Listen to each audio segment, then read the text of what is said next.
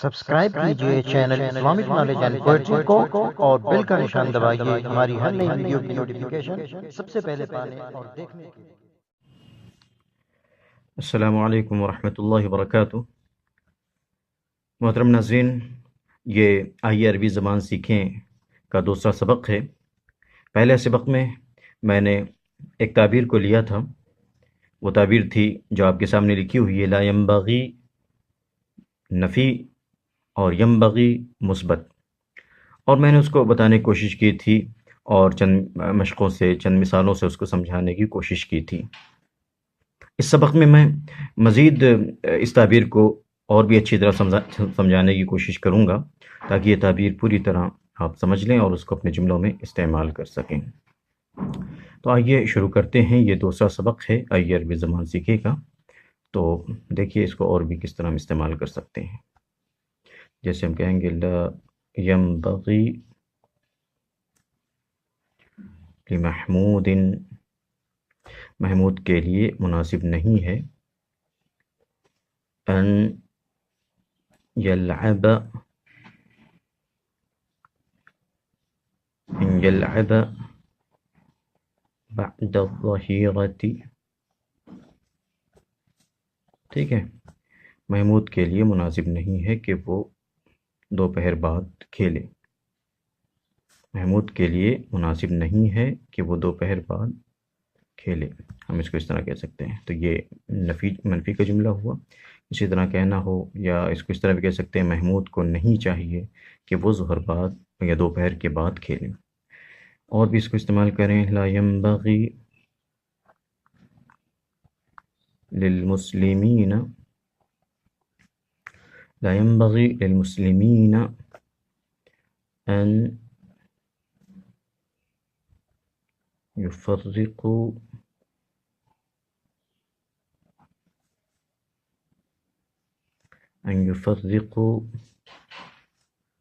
شملہم، مسلمانوں کے لیے مناسب نہیں ہے کہ وہ اپنے شیرازے کو بکھیر دیں۔ اپنے شیرازے کو بکھیرنا مسلمانوں کے لیے مناسب نہیں ہے، بلکہ مسلمانوں کے لیے مناسب یہ ہے کہ وہ اپنی صفوں میں اتحاد پیدا کریں۔ اسی طرح لا ینبغی للمرأة المسلمة، مسلم عورت کے لیے مناسب نہیں ہے، مسلمان عورت کو نہیں چاہیے۔ اس کے بعد ان اور اس کے بعد فعل لائیں گے، لا ینبغی للمرأة المسلمة ان تخرج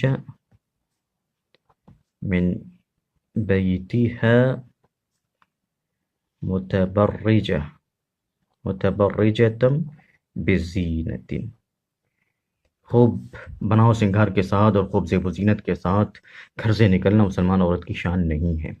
اس طرح ہم جملے استعمال کر سکتے ہیں۔ لا ینبغی کو ہم پکڑ لیں اچھی طرح، اس کے بعد ایک اسم ہوگا جس پر لام داخل کریں، لام حرف جر داخل کریں، اس کے بعد ان اور اس کے بعد فعل منصوب ہوگا اس لیے کہ ان ناصفہ ہے، اور یہ جو ان تخرجا یا ان یفرقوا، ان یلعبا ہوگا، یہ در حقیقت لا ینبغی کا فاعل ہوگا۔ کچھ مثالیں اور دیکھیں، ینبغی والی مثالیں دیکھ لیں۔ ینبغی للأستاذ ان يحضر الفصل في الميعاد، ٹھیک ہے، استاذ کو چاہیے کہ وہ درجے میں وقت مقررہ پر حاضر ہو جائے۔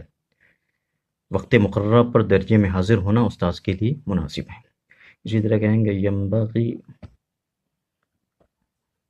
للتاجر ان يكون صادقا امینا، تاجر کو چاہیے کہ وہ صادق اور امین ہو فی تجارتہ، اپنی تجارت میں صادق و امین ہو۔ اس طرح ینبغی کو آپ استعمال کر سکتے ہیں، یہ بھی سیم وہی چیز ہے، بالکل وہی چیز ہے، آپ اس کو استعمال کر سکتے ہیں۔ تو درحقیقت یہ دوسرا سبق تھا، اور یہ پہلے سبق کا، اور میں اس